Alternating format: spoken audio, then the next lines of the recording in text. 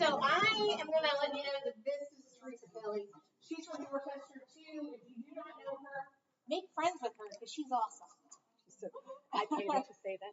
Not only is she a super efficient and deep diving federal programs coordinator, but she also has a passion for parent and family engagement. They are doing amazing things in Dorchester too to support their early learners and their families. So when Tiffany got up there and said something about parenting centers earlier, this is not the kind that we're discussing today.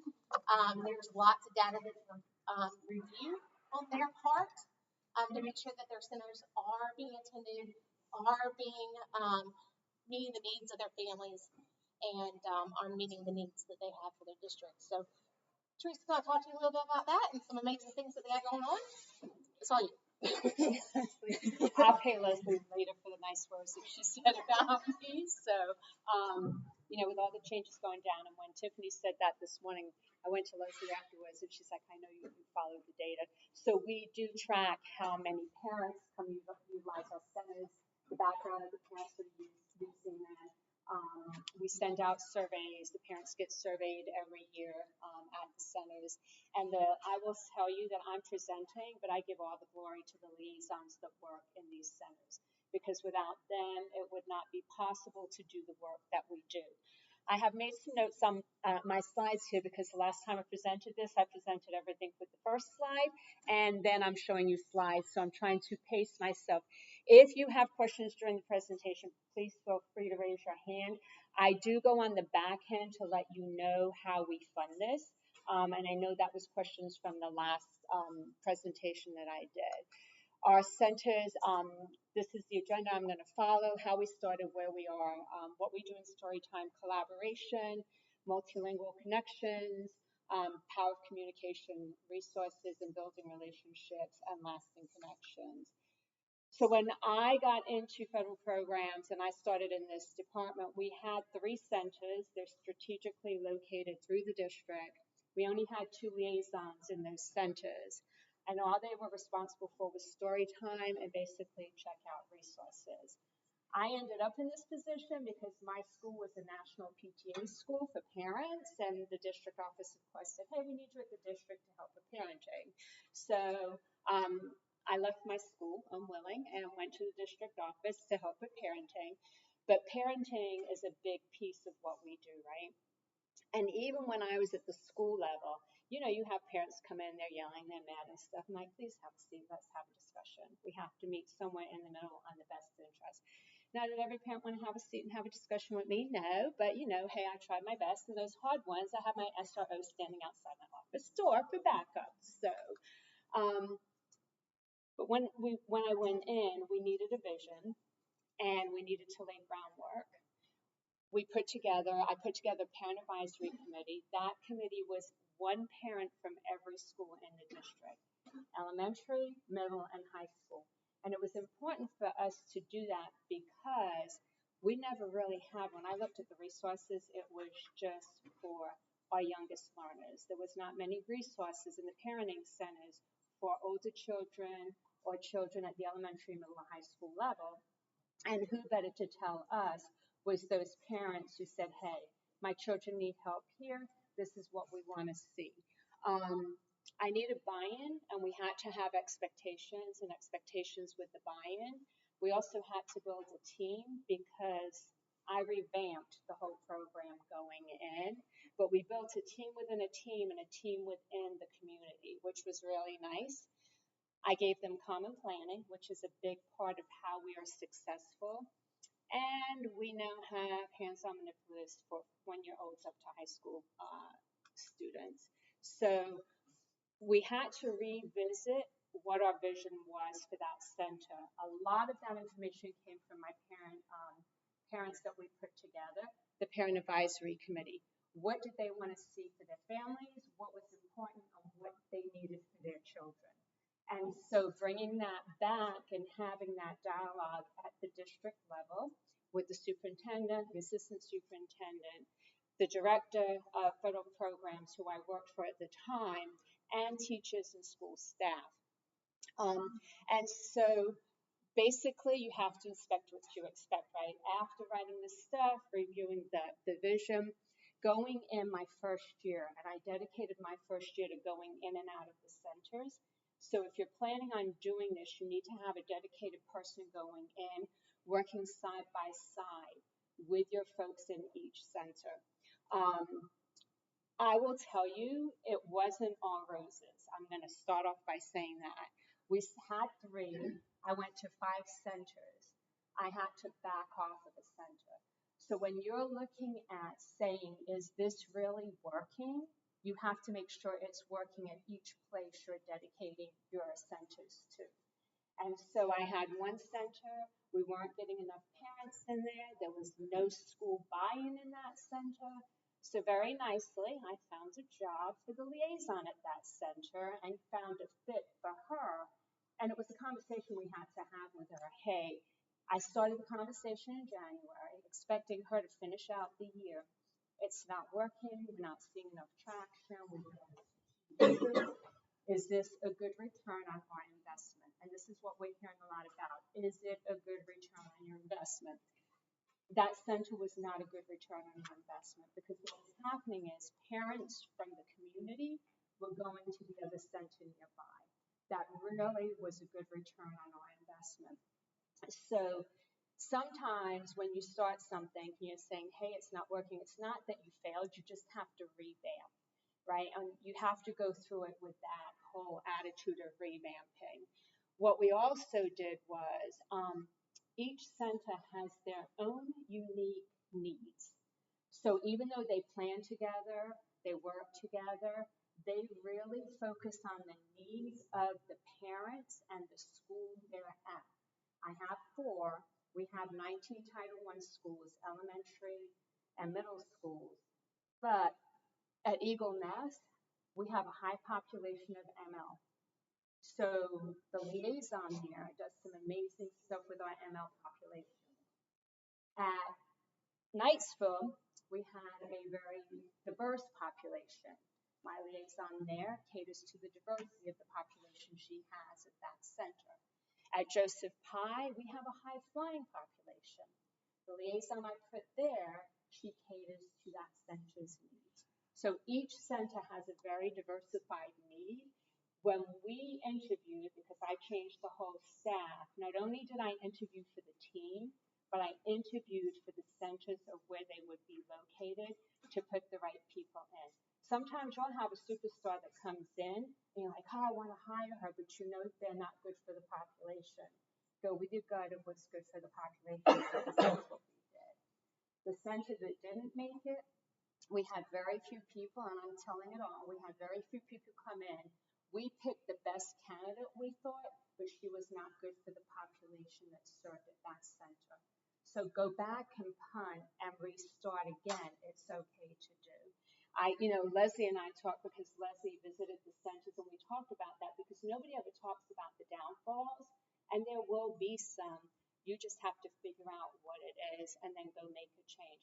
Like I said, I found her an appropriate job that was really good for her, and she actually left in January. She did not want to finish out the year, which was okay with us too, because when I went to talk to the principal, which was Robert Noonan, who presented, says, hey, I need somebody in SPED.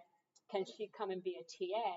And I'm like, let me call personnel. And I called personnel, and they're like, make it happen. So we just kind of changed everything and put her in a place where she is now thriving, which is good because everybody has something unique to what they're doing.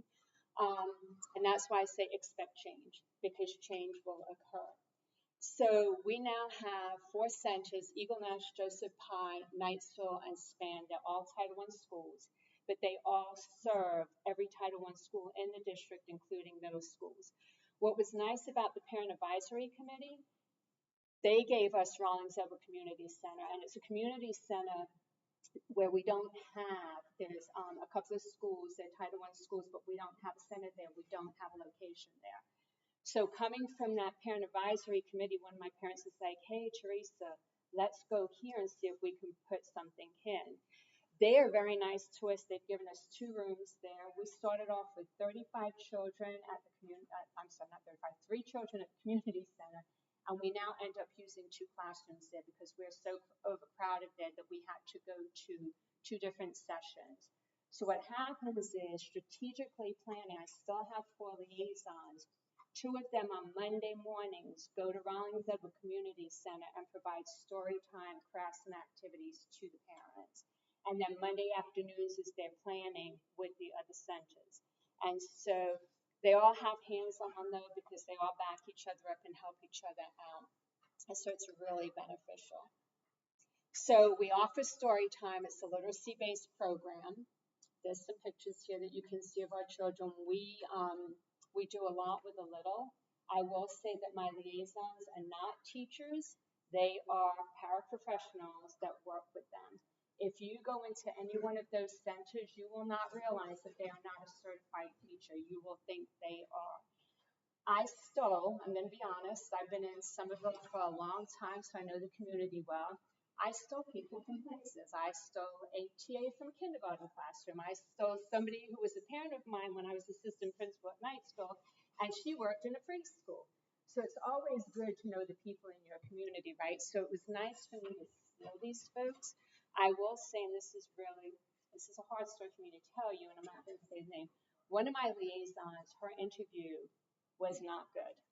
I sat through the interview and I'm thinking, okay, I'm not really sure I'm going to use her, but my other liaison, who's a suit got high, she's amazing. She just does an interview.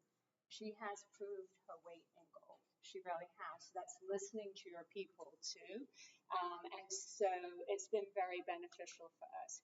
During story time, we do focus on literacy, but we also focus on math. They're very strategic when they do this. When you have teachers who don't want parents in their classroom, you need to visit the parenting centers because parents sit on the carpet with their children. It's hand over hand teaching from front to end of what the story is about. They do a picture walk. They do storytelling. They do predicting, identifying parts of the book, the author, the illustration. They start from front to end. And I'm telling you, they're liaisons, and they are absolutely amazing. They do counting, coloring shapes. They do calendar. They also do interactive we're not smart boards anymore, we're flat screen panels. They also do interactive stuff on their flat screen panel.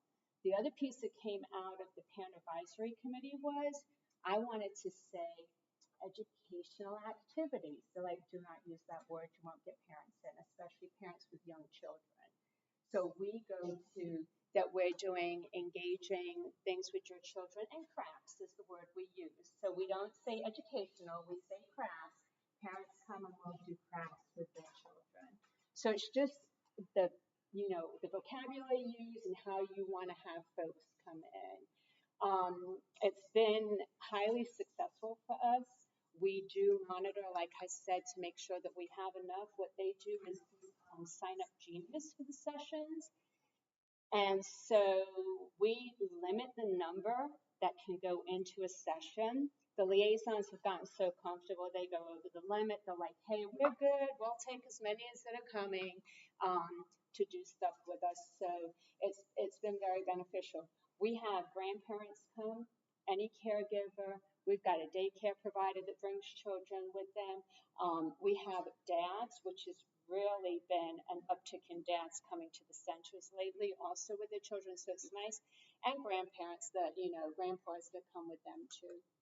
So they do implement fine arts. They're very brave. They pull out like little sticks and do it, stuff that parents would not do with their kids at home because they want the parents to see. It is okay to do this. It is okay to do this with your children at home. We're going to engage them. They do painting, chalk, you name it, the stuff you don't want messed with. I have 3 grandsons. My daughter always says when the 2 boys come, they love coming to our house, Mimi, because they get to do everything we don't want them to mess at home. And I'm like, that's what a grandparent is for. That's what the centers do too. They just engage them in everything. They'll do outdoor activities. They do dance, finger play. the whole 9 yards. They sing. It's so cute. I think we were in there, and District 4 came to see it, and they actually got involved in the singing of the centers. So Tracy Jackson came out with her parenting person, and they're going to try and mirror this in District 4 as well. And we'll share whatever we have with you so you know. But it's just very highly engaging, making connections. They connect with parents as well. So they organize, the girls organize every component of the reading piece for the children. So they get together, they bring books, they go through everything, they look at everything, they read the books to each other, making sure that they're okay with everything. And then they use crafts and supplies that parents should have at home. So whenever they're doing a craft, it has to be something they want the parents to reproduce at home. And we have a lot of children in poverty, so we want to make sure that the parents know they don't have to go out and buy all these materials. It is stuff that they have in the house that they can use. If it's something that the parents may not have at home, we supply it at the center for the parents to take home to use those pieces. And that's what part of the materials goes to, is making sure when we do it in set aside that we put enough money in set aside to supply for parents. And it has to be meaningful, because what they want is the parents to come back again. And so the parents do come back, and they bring parents, and they bring parents, and they bring parents. And it's been nice, because as the children get older and go into school, we either have younger siblings, or the parents come in and tell us, hey, we have parents who used the center last year. My child was too young, but now we're here. We even have parents who have newborn children come in just to see what's going on in there. And we don't ever turn a parent away. We just take them where they're at, and we help them as much as we can. They have intentional collaboration, so they have to have an agenda and a purpose. I'm invited to their planning. And so we just see what's going on. I offset any issues that they have. It's time invested that makes them feel important. And so I have to invest the time in these ladies to make sure that they know they're valued and they are important to us. We also have them help in the school. So they, at the beginning of the school year, they help out with facts and fees. This is where they get to meet a lot of families they may not know and have them come into the centers. They do Title I open houses, and if they can't get to every one of them, but what they will do is set up material at a Title I open house, and then our title facilitators at each school will talk about the centers. They work alongside the title facilitators, so whenever we have parent-family engagement events, we require our schools to do one event, at least one event per month, and this is elementary and middle school. They have to write up, they do an exit survey, the whole 9 yards. These ladies will go and present. They'll go right along and they'll do a literacy campfire with the kids, and they will model the same things they model in the parenting center, but for the older children and their parents that are there. The neat thing is they host field trips at the parenting center for the younger kids. So any child in kindergarten and first grade, they will bring them in. They will do a story time with the children, a hands-on activity. And what we do is the Scholastic Dollar Books, and we send home a tag in the back that says, your child went to a field trip today at our Parent-Family Engagement Center, and it'll list the centers on there. This book is from us. And so it's nice because now I've got in the hands of parents what their children did that day. That brings us more traction in the Parent-Family Engagement Center. We talk about that when there's IEPs in schools. We want them to make sure that they tell the parents, hey, we have this resource center. You can go check out resources. If your child is lacking here, this is the resource that I would recommend you go get to help your children at home. I know that the mention of games, we have a lot of games and activities in these centers for parents to check out. When I first told them, you're going to check them out, I don't want to see any plastic on boxes. I don't want to see any plastic wrap on anything. They're like, but Teresa, if they lose them, I said, we'll replace them. Keep the game. We may have to buy a new game, and we'll have replacement parts for something else that's lost.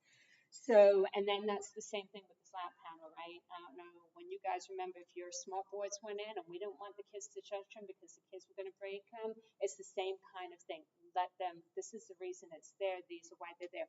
We do provide a lot of books too to the parents that we have for them to check out. We tell them check out with us before you go buy the series so you make sure your children want to read the books, and the games is the same way. They support the PTAs and the SICs and the PTOs in the schools, so they'll go to meetings, do presentations, and help the schools there. Then they assist with car ride line. That's important because it puts a face with the name when they're out there and they have a discussion with the parents. So what I do is I assign them additional schools that they rotate to assist with car ride line, so that every Title I school in our district is covered by one of the liaisons. And they like it because it gives them a different perspective of each school and the need of each school. They attend faculty meetings, and in their spare time, they do mentor students throughout the day with literacy and math support. And they provide resources to classroom teachers. The nice thing is now teachers will, because we've built a really good rapport, so teachers from all schools will say, hey, I have children who are needing additional support in fractions. Do you have something? We'll put it through district courier, and they bring the stuff to the teacher and let the teachers use them. And then the teachers can tell parents, hey, we got this from the parenting center. Would you like to check it out? They'll tell the parent center liaisons. They'll check out the stuff to the parents. If stuff doesn't come back, we only hope that the parents keep using it. But most of the parents have been responsible. We let them check out supplies for 10 days. So this is one of our centers, and this is where I'm talking about the ML piece that comes in. Lori Hamilton is absolutely fabulous. What she does is she had a very high Hispanic population when she started. Lori actually went to Trident and started taking Spanish lessons. And I'm telling you, she is just amazing. No, you cannot steal her. She will never leave me. I promise you that. But she started taking Spanish to help her families. What was great about this was the families who needed help in English taught her Spanish and helped her with her Spanish homework as she was teaching them education jargon for the school to help them in the school. She has such a following of families. It is just amazing. I told her she's not allowed to retire until I do. We're really good friends. She has, and her backstory is she has 4 adopted children. So 2 are from a Hispanic speaking country, and then 2 of her children are from Russia. She was very vested. When I interviewed her, I cried because she blew us away. She blew us away with her passion for helping families and passion for helping children. So she does English practice with parents, and then she does a side-by-side reading of books in English and Spanish together with the population that she serves in her center. Her children now, the children that go there, get involved, and they love making her read in Spanish. And they kind of, children are going to be children, right? So they giggle if she's not pronouncing the word right. And then they read to her in English and tell her it's perfect, right? So it's actually really amazing. When I'm like thinking, oh, I need to retire, go sit in her center and just watch what's going on. So, but she was doing it virtual, and she still does. And then what we do is take the parents that really need that assistance, and we refer them to our adult ed classes so that they can get additional support and help. And Lori's instrumental in helping them sign up. We put out a newsletter in S'mores, and this is where our parents get all the information and where they can sign up for story time. We are going to go to Parent Square as long as I can get it to parents who are maybe don't have children in our district. And we will do the same kind of communication through that Parent Square if Parent Square can help us. Both of the programs do allow you to change the language so they can read it in the language that they need. What is kind of good about this is we send this to, what they do is, and I say we, they do, they send this to every Title I school in the district. And the Title I schools then have to send communication once a week to families.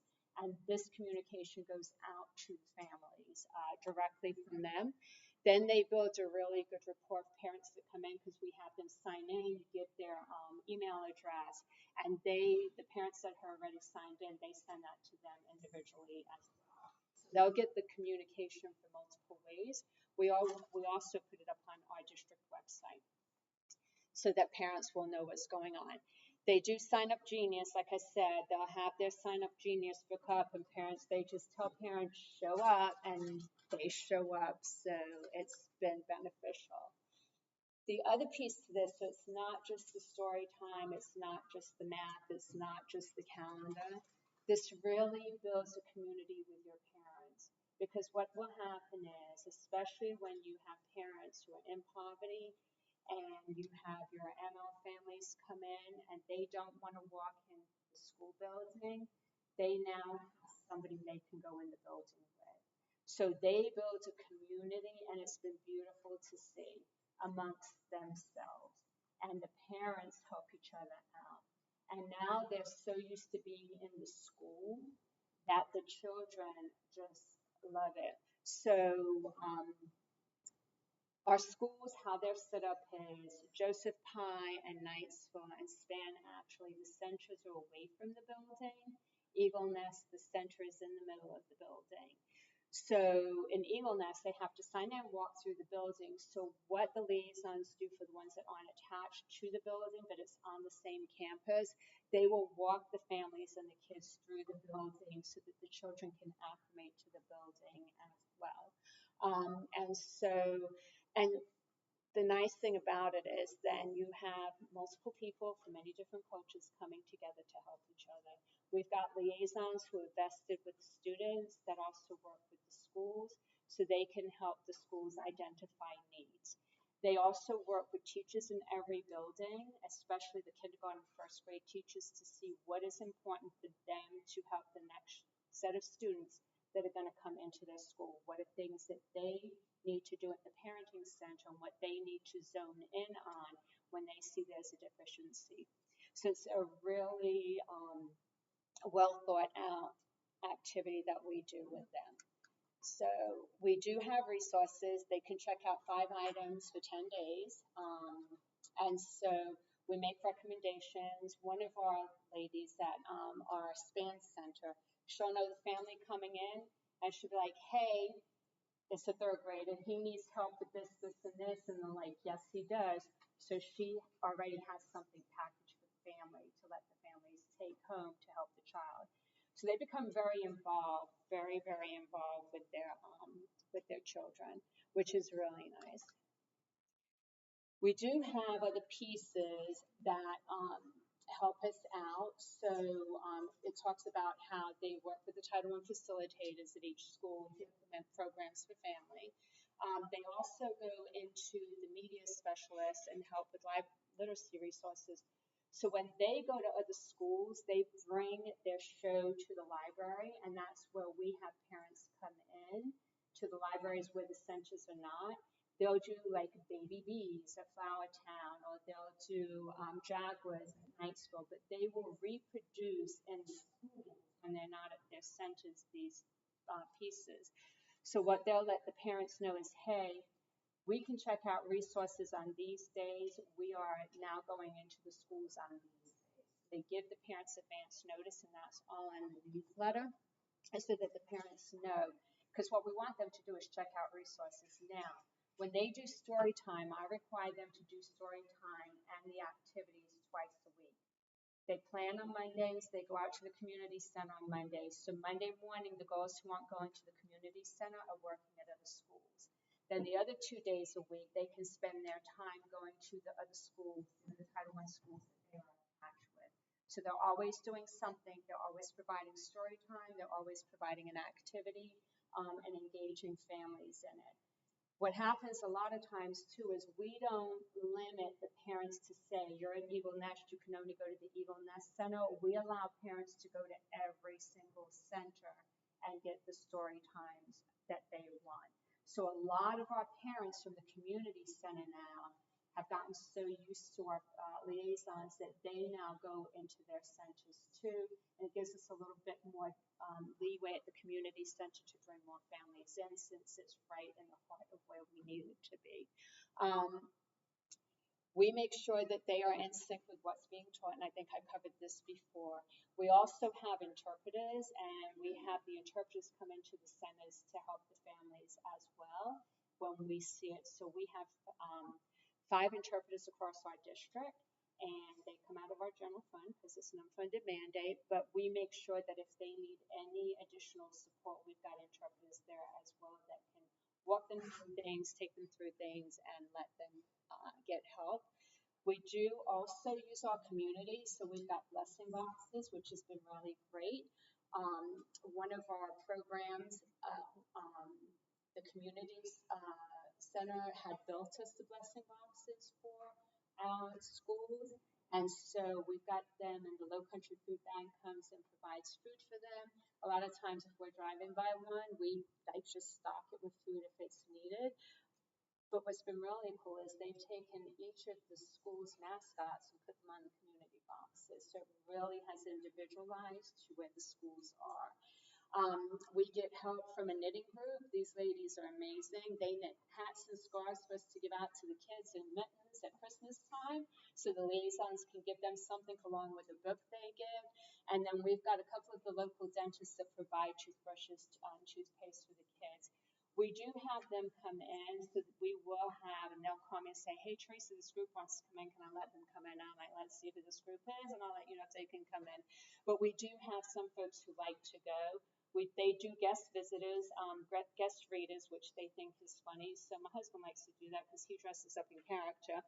I'm not sure where he got that from because he never did it when my kids were small. He was in the military and gone all the time. I'm like, what are you buying? He's like, oh, I'm going to read a story to one of your centers. I'm like, nice. And so anyway, so we do a lot of stuff with the community as well. We have the community come in, and when we do our facilitated nights, parenting nights, we have a lot of community involvement in that too. So getting to where we do this, we do follow the 1%, 90%, and I don't ever take the 90% away from schools, and that's what Leslie talked about in hers. But I do this as an LEA set aside. What I do is I pay for their salary and benefits out of there, which of course they're teaching assistants, paraprofessionals, so they're not as expensive as your certified staff. And then I have to lease 2 of the mobile units because we don't have enough space in the school to do it. So in order to run the 4 centers, only 2 out of the 4 we have to lease the mobile units for. And then the supplies, the resources for checkout, materials, crafts, lessons, and books that we supply to the children. And so that all comes out of our LEA set aside. And what we do is they have to, especially for supplies and materials, they have to fill out a purchase request like the schools do. We have to approve the request. And then, then they can go out and buy it. And usually the 2 girls in my office, they'll put the supplies and materials in, they'll look for the most cost effective, and order for them that way. And so it's been, I will say this, the money we have paid is definitely worth the investment.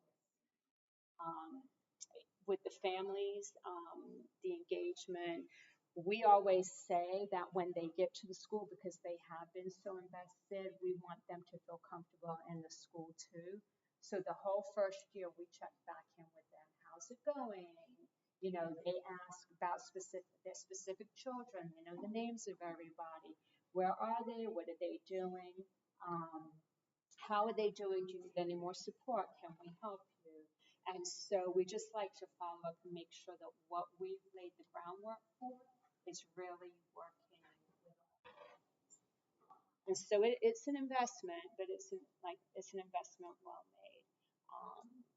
I think that's probably, and these are the resources we use. So there definitely is good stuff on the State Department website, and this is what they use to plan with. And so we've taken the early learning standards that DSS has put out, and then they have a crosswalk on the website, the State Department website, that's very beneficial. I'm pretty sure these are linked there.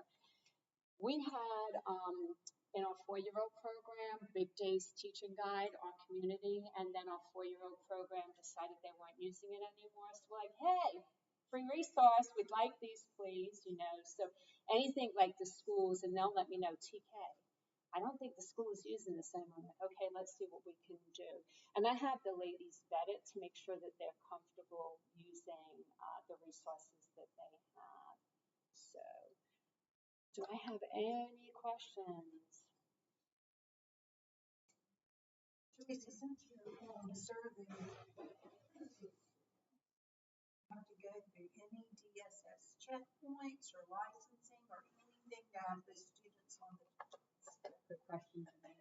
No, because we're not a preschool. We have, and I will tell you this, we do have posters in there. You cannot change diapers in there. Like, we follow all the rules of what they can't do. It's up, and the liaisons talk to parents, especially new parents. The old parents coming in, they know the deal. Yeah, the new parents know. We also let the parents know that you have to sit with your child hand over hand. They will help hand over hand, but you must be actively engaged when you're in there.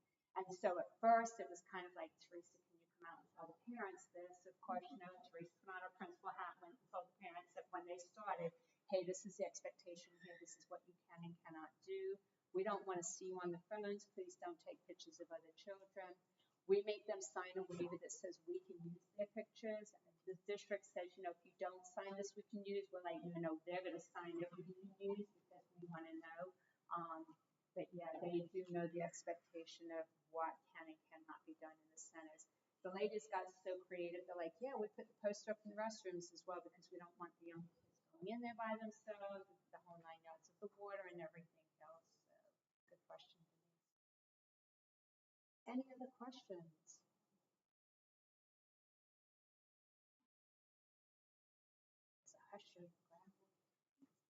Leslie, did I miss anything? Do you want to add anything? extremely thorough and covered everything that I was thinking about in the presentation. I wanted to highlight, you know, Teresa will